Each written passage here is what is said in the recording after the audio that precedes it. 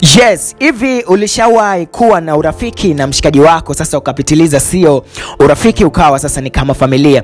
Na je, uliwahi kumzawadia mshikaji wako zawadi yoyote, na ikiwa wewe ndio ndo siku yako ya kuzaliwa, yani wewe ndo siku yako ya kuzaliwa alafu ndo umetoa zawadi kwa washikaji? Sasa hichi kitu ndo amekifanya rapa kutokea pale nchini Marekani ambaye tunamfahamu kwa jina la Jay-Z. Of course Jay-Z amemzawadia gari mshikaji wake wa kitambo sana DJ Khaled.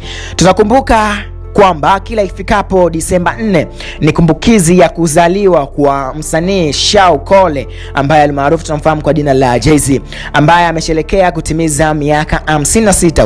Wow, so blessed. Ni miongoni mwa namna ambavyo Jay-Z ameamua kusherekea siku yake hiyo ya kuzaliwa ni kumpatia mshikaji wake huyo wa zamani DJ Khaled aina ya gari ya BM aina ya M3, sawa na toleo ambalo alikuwa akimiliki wakati alipokuwa kijana mdogo. Yani ile gari ni miongoni mwa magari ambayo yeye DJ Khaled alikuwa akilipenda sana wakati yupo kipindi hicho akiwa mdogo. Of course DJ Khaled amethibitisha hilo baada ya kuchapisha video kwenye ukurasa wake wa Instagram ikionyesha wakati akikabidhiwa zawadi hiyo na mwakilishi wa Jay-Z. Yani hapa tufahamu kwamba Jay-Z hakuweza kutokea kabisa pale katika mjengo wa DJ Khaled, ila aliamua kumtuma mwakilishi wake ambaye aliitwa Codeless, na yeye bwana ameweza kumshukuru Jiga kwa zawadi hiyo, huku akisisitiza kwamba wametoka mbali sana katika harakati zao zote za kimaisha, wakipambana kipindi hicho wakijitafuta na mpaka mdau wa mafanikio ambayo wameyapata.